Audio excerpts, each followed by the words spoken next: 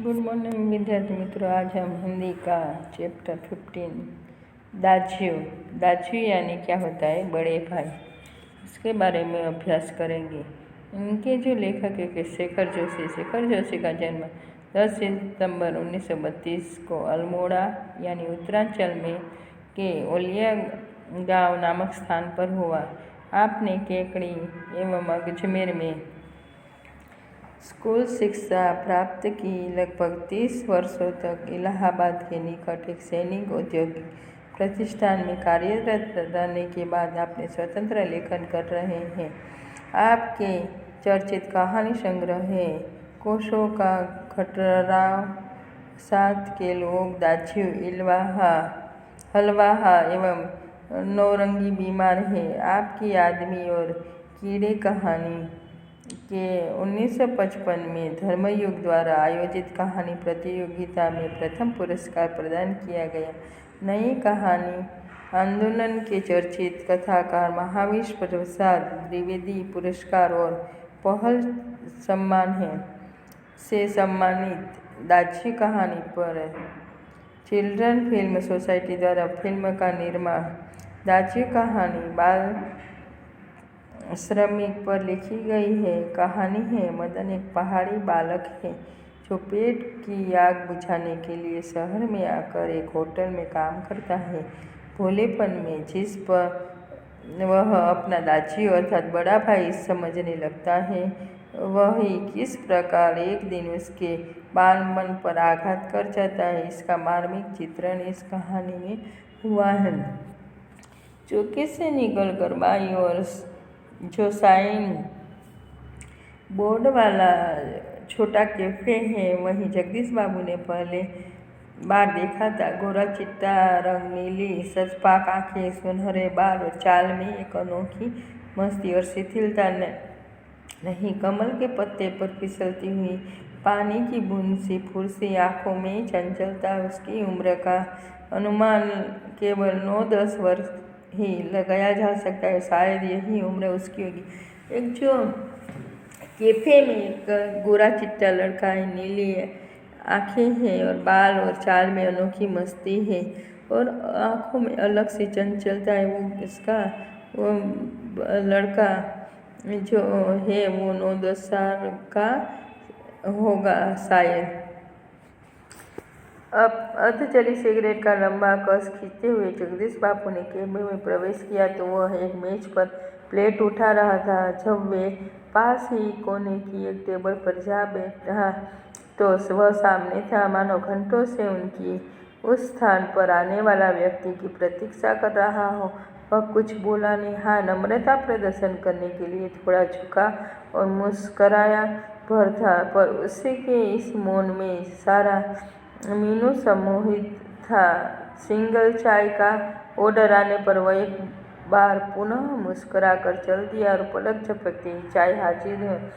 जो लेखक है, जो सिगरेट का लंबा कस करते हुए जगदीश बाबू जब कैफे में जाते हैं तो वह कुछ बोल नहीं रहा था बराबर, और खाली थोड़ा मुस्कुराया और थोड़ा झुका और सिंगल चाय का ऑर्डर आने पर वह पुनः मुस्कुरा कर पलक तुरंत ही वो चाय ले आया। मनुष्य की भावना बड़ी विचित्र होती है। निर्जन एकांत स्थान में निसंग होने पर भी कभी कभी आदमी एकाकी अनुभव नहीं करता। लगता है ऐसा इस एकाकीपन में सब कुछ निकट है, कितना अपना, परंतु इसके विपरीत कभी कभी सैकड़ों नर नारियों के बीच जानवरमय वातावरण में रहकर भी शून्यपन की अनुभूति होती है। लगता है जो कुछ है वह पराया है, कितना अपनत्व नहीं हीन, पर यह कारण ही नहीं होता। इस एकाकीपन की अनुभूति इस अलगाव की जड़ें होती है, विछोह या विरक्ति की किसी कथा के मूल में। जगदीश बाबू दूर देश से आए हैं, अकेले हैं, चौकसी चहल पहल कैफे के शोरगुल में उन्हें लगता है सब कुछ अपनत्वहीन है। शायद कुछ दिनों रहकर अभ्यस्त हो जाने पर इसी वातावरण में अपनेपन की अनुभूति होने लगी। पर आज तो लगता है यह नहीं, अपनेपन की सीमा से दूर, कितना दूर। और तब उन्हें अनायास ही याद आने लगते हैं अपने गांव, पड़ोस के आदमी, स्कूल कॉलेज के छोकरे, अपने निकट शहर के कैफे और होटल। तो मनुष्य की जो भावनाएं बड़ी विचित्र होती है। जब निर्जन एकांत स्थान में कभी कभी आदमी एकाकी का अनुभव करते हैं और इसी एकाकीपन में सब कुछ इतना निकट लगता है, परंतु इसके विपरीत जानवरमय वातावरण में ही रहकर सूनेपन की अनुभूति होती है। जगदीश बाबू थे, वो दूर देश से आए थे और जो उन्हें चौक की चहल पहल, कैफे की शोरगुल में लगता था, सब कुछ अपने जैसा नहीं लगता था। शायद कुछ दिनों के बाद उन्हें अपनेपन की अनुभूति होने लगी और उन्हें याद आने लगी थी कि अपने पड़ोस के आदमी, स्कूल कॉलेज के छोकरे और अपने शहर के कैफे और होटल, चाय साहब। जगदीश बाबू ने राखदानी में सिगरेट झाड़ी। उन्हें लगा इन शब्दों की ध्वनि में वही कुछ है जिसकी रिक्तता उन्हें अनुभव हो रही। उन्होंने अपनी शंका का समाधान कर लिया। क्या नाम है तुम्हारा? मदन। अच्छा मदन, तुम कहाँ रहते हो? पहाड़ का हूँ बाबूजी। पहाड़ तो सैकड़ों हैं, आबू, दार्जिलिंग, मसूरी, शिमला, अल्मोड़ा। तुम्हारा गांव किस पहाड़ में? इस पर बार शायद उसे पहाड़ और झीले का भेद मालूम हो गया। मुस्कुरा कर बोला, अल्मोड़ा साहब। अल्मोड़ा में कौन सा गांव? विशेष जानने की गरज से जगदीश बाबू ने पूछा। तो वो जो लड़का है वो चाय लेकर आता है। तो जगदीश बाबू ने जो सिगरेट राखदानी में झाड़ी और इन शब्दों की ध्वनि में कुछ उनकी खालीपन अनुभव हो रहे थे, उनका समाधान कर लिया। तो वो पूछते हैं वो लड़के को, क्या है तुम्हारा नाम? तो वो लड़का कहता है मदन। तो लेखक पूछते हैं कि कहाँ के रहने वाले हो? तो उसने कहा पहाड़ का बाबूजी। तो वो बोलते हैं लेखक, ये पहाड़ तो सैकड़ों हैं, आबू, दार्जिलिंग, मसूरी, शिमला, अल्मोड़ा। तुम्हारा गांव किस पहाड़ में है? तो पहाड़ और झीले का इस बार पर शायद उसे पहाड़ और झीले का भेद मालूम होगा। मुस्कुरा कर बोला, अल्मोड़ा साहब, अल्मोड़ा। तो अल्मोड़ा में कौन सा गांव? विशेष जानने के लिए जगदीश बाबू ने पूछा। इस प्रश्न ने उन्हें संकोच में डाल दिया। शायद अपने गांव की निराली संज्ञा के कारण संकोच हुआ था। इस कारण टालता हुआ सा बोला, वह तो दूर है साहब, अल्मोड़ा से 15-20 मील होगा। फिर भी नाम तो कुछ होगा? जगदीश बाबू ने जोर देकर पूछा। डोटिया लंगो। तो वह संकुचाता हुआ सा बोला। जगदीश बाबू के चेहरे पर पुती हुई एकाकीपन की स्याही दूर हो गई।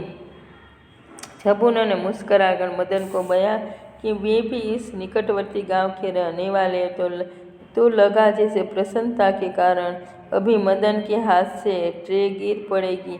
उसके मुंह से शब्द निकलना चाह कर भी न निकल सके। खोया खोया सा वह अपने अतीत को फिर लौट कर देखने का प्रयत्न कर रहा। अतीत, गांव, ऊंची पहाड़ियाँ, नदी, ईसा, बाबा, दीदी, भूली, दाजू।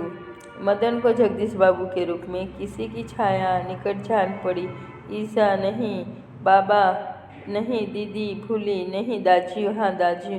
तो जो पूछते हैं लेखक, तो वो कहता है कि अल्मोड़ा से 10-15 मील होगा उनका। तो उनका जो गांव था वो डोटिया लंगो था। तो उसकी जगदीश बाबू के चेहरे पर जो एकाकीपन की स्याही थी वो दूर हो गई और उसने मदन को बताया कि वो भी उसके निकटवर्ती गांव के रहने वाले हैं और वह उनकी जो अतीत पहले की याद में कि गांव, ऊंची पहाड़ियाँ, नदी, ईसा, माँ को वहाँ पर पहाड़ी प्रदेश में ईजा कहते हैं, दीदी और मदन के रूप में जगदीश बाबू के किसकी छाया निकट जान पड़ी। ईजा नहीं, वह दाजू यानी बड़ा भाई। 2-4 दिनों में मदन ने जगदीश बाबू के बीच की अजनबीपन की खाई दूर हो गई। टेबल पर बैठते ही मदन का स्वर सुनाई देता, दाज्यू जय हिंद। दाज्यू आज तो ठंड बहुत है। दाज्यू कहाँ है भी हम यूं पड़ेगा। दाज्यू आपने तो कल बहुत थोड़ा खाना खाया। तभी किसी ओर से बॉय की आवाज़ पड़ती है। मदन उस आवाज़ की प्रतिध्वनि में पहुंचने से पहले ही वहां पहुंच जाता है। ऑर्डर लेकर फिर जाते जाते जगदीश बाबू से पूछा, दाज्यू कोई चीज़? पानी लाओ। लाया दाज्यू कहकर शब्दों को उतना ही आतुरता और लगन से दोहराता जितनी आतुरता से बहुत दिनों के बाद मिलने पर माँ अपने बेटे को चूमती है। कुछ दिनों बाद जगदीश बाबू का एकाकीपन दूर हो गया। उन्हें अब चौके के फेहिनी सारा शहर अपनेपन के रंग में रंगा हुआ सा लगने लगा। परंतु जब उन्हें बार बार दाज्यू कहलाना अच्छा नहीं लगता और वह मदन था कि दूसरी टेबल से भी दाज्यू,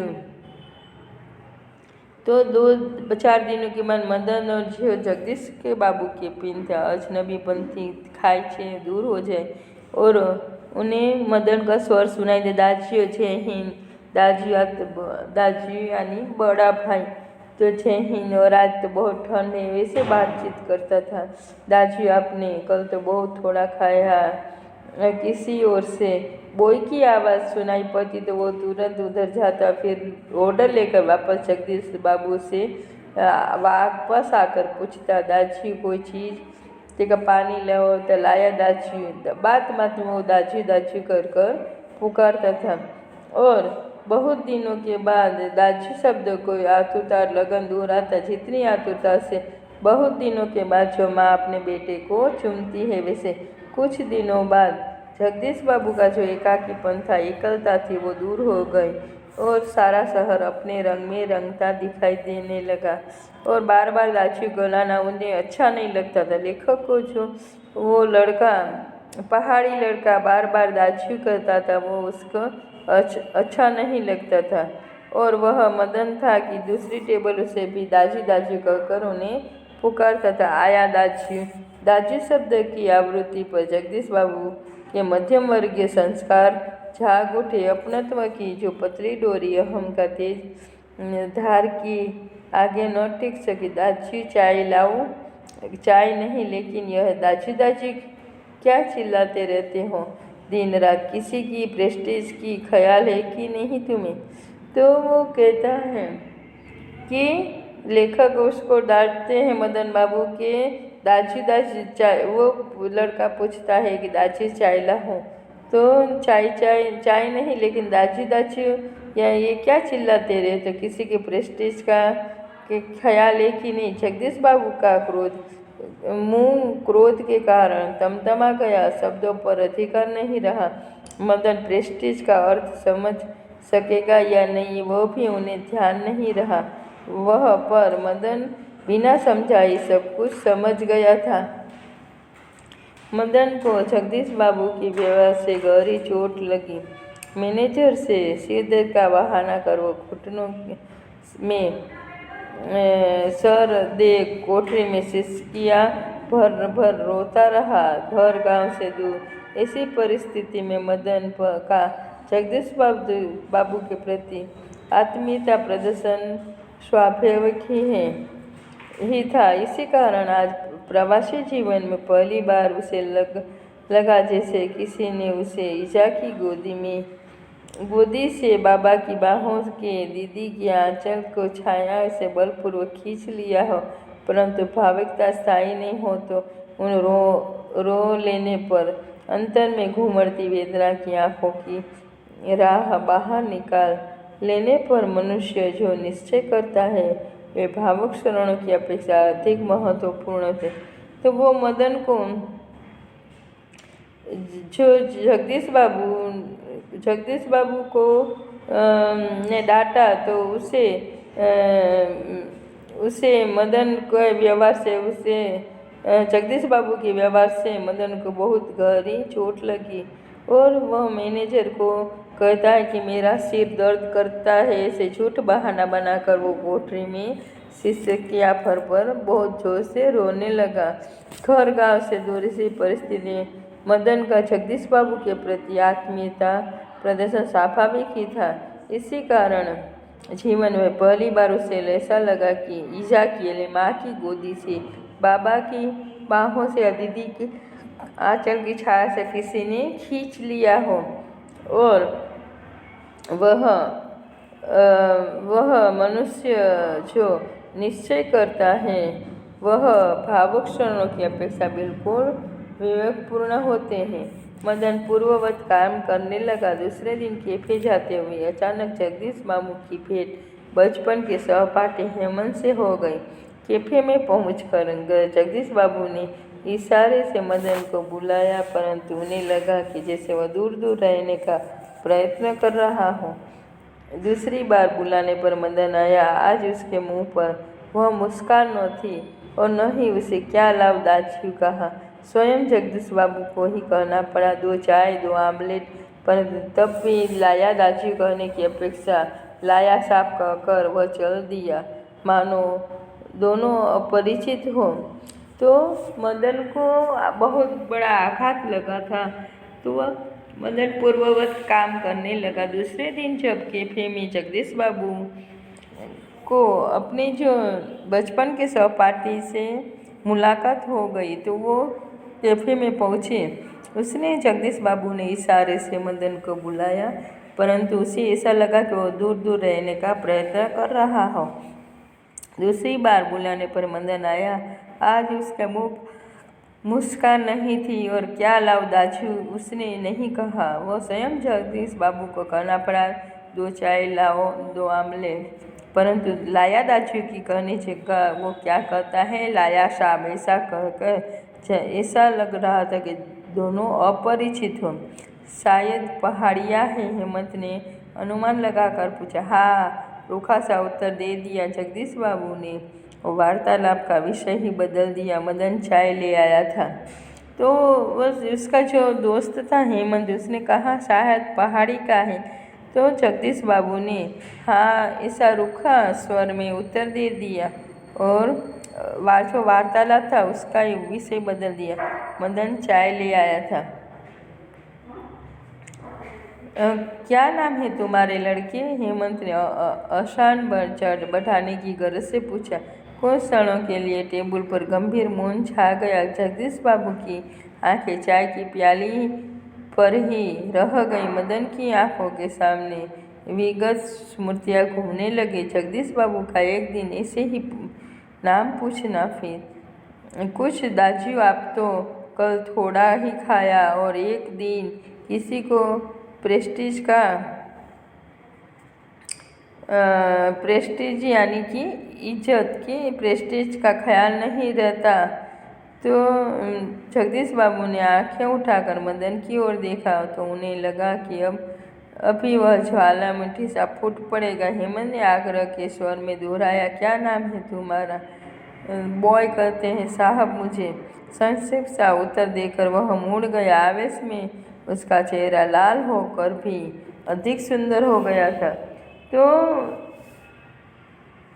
ऐसे ही कि क्या नाम है तुम्हारा, ऐसा हेमंत ने पूछा तो आसान झटकाने के लिए, लेकिन कुछ टेबल पर कुछ क्षण मौन हो गया था। आंखें चाय की जगदीश बाबू की आंखें चाय की प्याली पर ही झुकी रही थी। मदन की आंखों के सामने सारी स्मृतियाँ घूमने लगी थी। जगदीश बाबू ने एक दिन ऐसे ही नाम पूछा था और पूछना फिर, दाजू आपने तो थोड़ा खाया, ऐसे ही एक दिन किसी के प्रेस्टीज यानी किसी की इज्जत का ख्याल नहीं रहता तुम्हें। वो सब उसके सामने घुमराने लगा आँखों के सामने। जगदीश बाबू ने आंखें उठाकर मदन की ओर देखा। उन्हें लगा कि अभी सब कुछ बोल देगा, पर हेमंत के आग्रह के स्वर में दोहराया, क्या नाम है तुम्हारा? फिर से हेमंत ने पूछा। तो बॉय कहते साहब मुझे, ऐसा थोड़े से में उत्तर देकर वो मुड़ गया। आवेश में उसका चेहरा और लाल हो गया तो वह और भी सुंदर लगता था। इसके बाद है कि शब्दार्थ है सकपाक यानी उछली, मीनू यानी व्यंजन, सूची निसंग यानी अकेला, जनसमय यानी शोरगुल, हिम यानी बर्फ, ह्यू यानी बर्फ, अहम यानी घमंड, प्रेस्टीज यानी इज्जत, वेदना यानी पीड़ा। तो हमने जो लेसन है दाच्यू जो लेसन है वो हमने आज सीखा और आपको इसके जो क्वेश्चन आंसर और जो शब्द है वो भी होमवर्क में लिखना है और ये लेसन एक बार रीड करना है। यहाँ पर ये लेसन ख़त्म होता है। Thank you.